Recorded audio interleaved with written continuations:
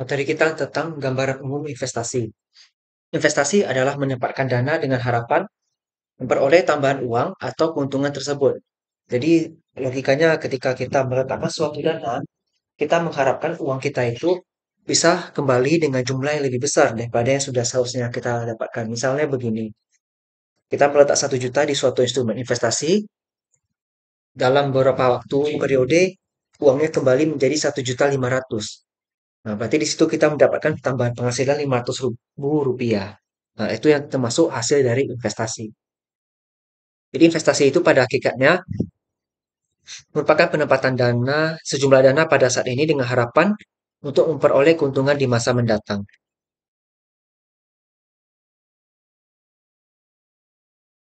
Ini dapat disimpulkan bahwa investasi penyaluran sumber dana yang sekarang mengharapkan keuntungan di masa mendatang. Nah, investasi secara garis besar bentuknya itu ada real estate dan financial asset. Real estate itu untuk yang aset berwujud nyata seperti emas, real estate, dan karya seni.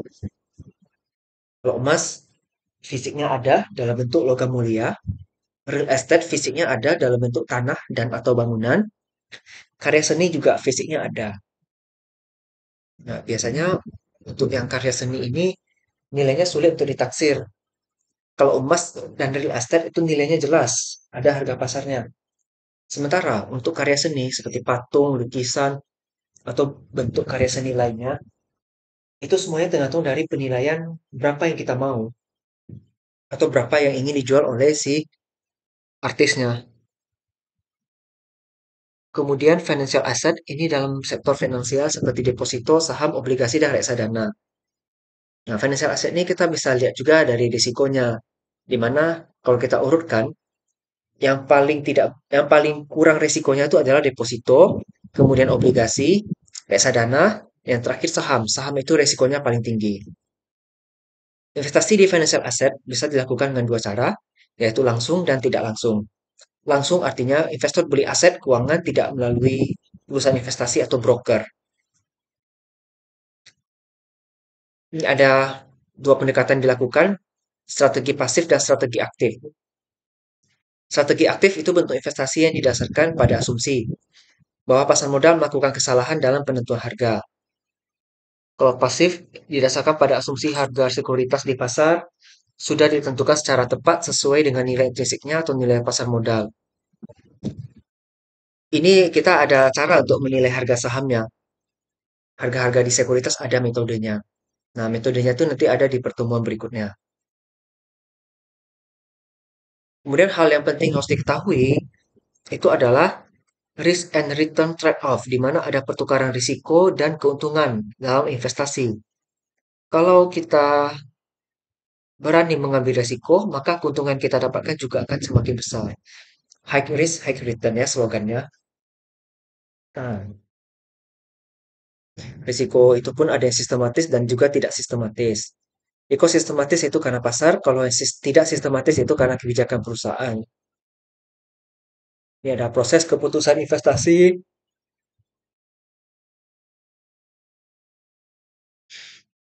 Pertama, kita tentukan dulu tujuan investasi kita. Kita mau investasi jangka pendek, jangka menengah, atau jangka panjang. Kita lihat dulu kebutuhan kita.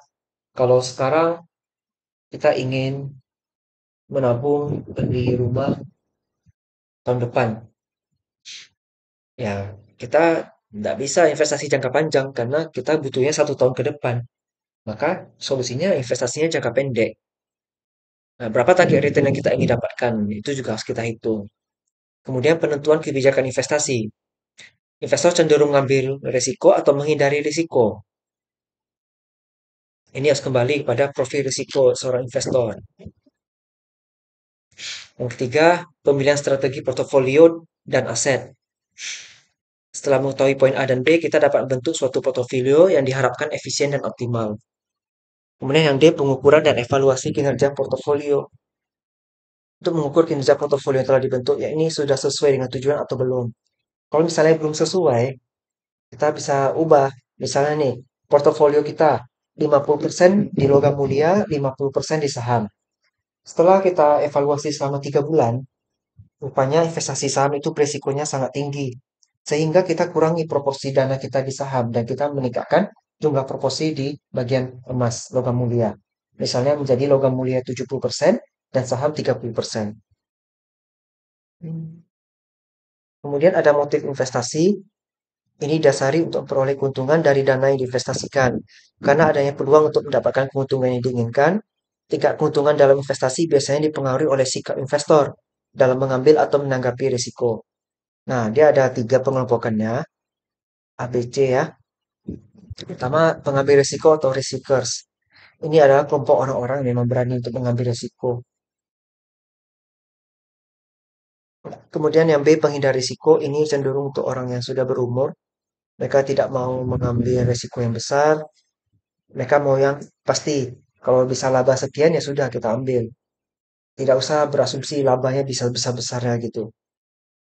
Yang C adalah acuh terhadap risiko. Ini adalah tipe investor yang hanya ikut-ikutan dan melakukan pembelian ini sesuai dengan gejolak pasar.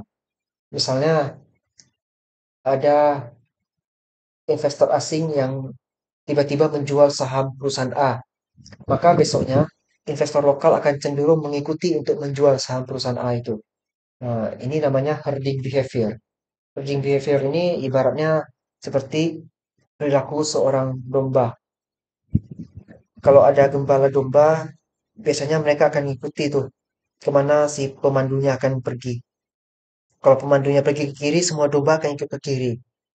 Kalau yang menjadi acuannya itu berbondong-bondong untuk membeli saham perusahaan C, maka investor lokal akan berbondong-bondong beli perusahaan C juga besok harinya. Biasanya begitu. Kemudian ada bentuk keuntungan dan kerugian investasi. Yang pertama ada capital gain. Ini nilai jual lebih tinggi dari nilai beli. Misal kita beli 1.000, kemudian kita bisa jual 1.200. Berarti kita ada untung Rp200 per lembar saham. Dividen. Ini keuntungan yang dibagikan ke pemegang saham. Misalnya labanya 1 juta. Jumlah lembar saham 1.000 lembar. Berarti laba per dividen per lembar saham kalau dianggap 100% berarti Rp1.000 per lembar ya. Kemudian saham perusahaan seperti tanah, aktivas jenis, kemudian saham untuk jaminan ke bank memperoleh kredit. Nah, kerugiannya juga ada capital loss. Ini berarti nilai jual lebih rendah dari nilai beli. Contoh, saya beli 1.000, kemudian rupanya harga jualnya 800. Ya udah, berarti kita rugi Rp200.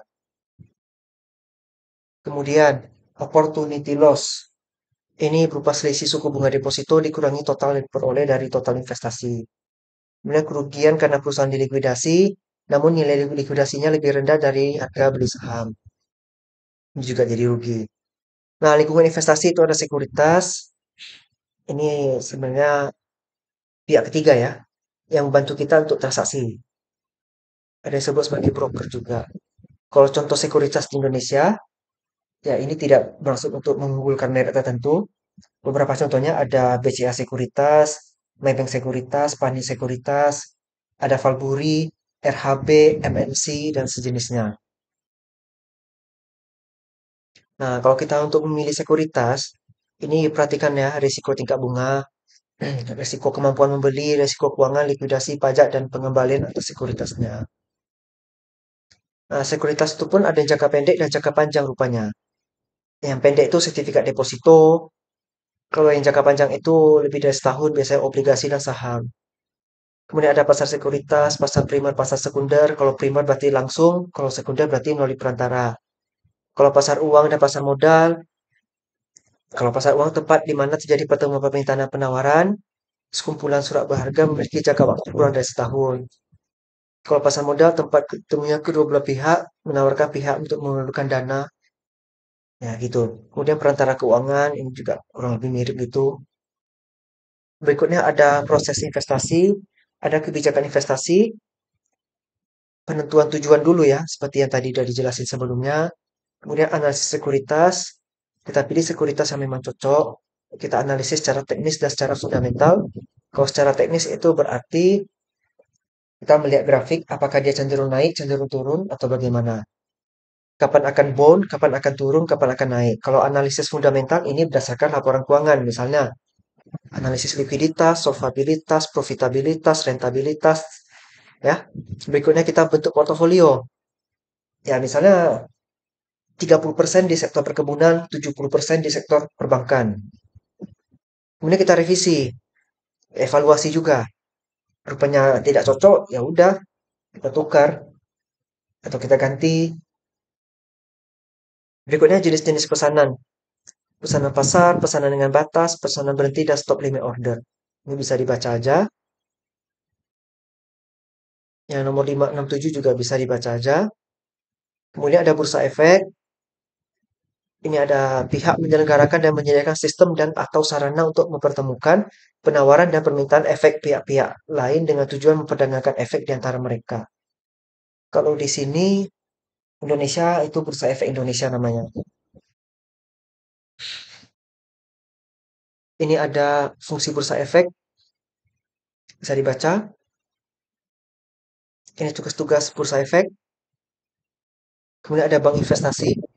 Kebanyakan bank di Indonesia itu sudah bank investasi kecuali BPR ya. Dan mohon maaf apabila ada kesalahan, mungkin saya kurang update. Nah, bank investasi pun dibagi dua, yaitu untuk pembelian dan penjualan. Sisi penjualan biasa mengacu pada penjualan saham IPO. Kalau sisi pembelian ini mengatur dana pensiun, reksadana, hedge funds, atau memaksimalkan keuntungan pada perdagangan atau investasi di surat berharga. Penawaran publik itu baik saham maupun obligasi biasanya dipasarkan oleh bank investasi disebut penjamin emisi atau underwriter.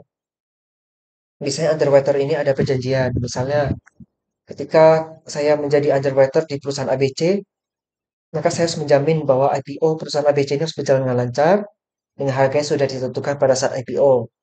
Dan selama periode waktu tertentu saya tidak boleh menjual saham saya, baik dalam keadaan untung maupun dalam keadaan rugi. Nah, ini memang sudah harus didaftarkan pada OJK juga.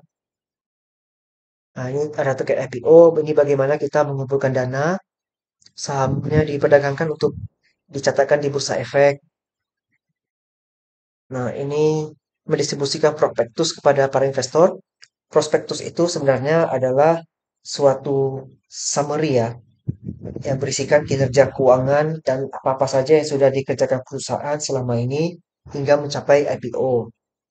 Tujuannya untuk memikat dan menyediakan informasi bagi investor dan mengumpulkan informasi emiten dan penjamin emisinya mengenai harga sekuritas yang akan dijual. Kalau mau beli nanti harus memberitahu kepada penjamin emisi disebut book atau reservasi dan proses pengumpulan investor potensial disebut book building. Kemudian ada pasar sekunder. Ini pasar efek yang diterbitkan sebelumnya masih beredar dan diperdagangkan. Ini merupakan pasar kedua di mana sekuritas diperjualbelikan bukan lagi oleh perusahaan melainkan sekuritas sudah berpindah tangan. Ada pasar reguler,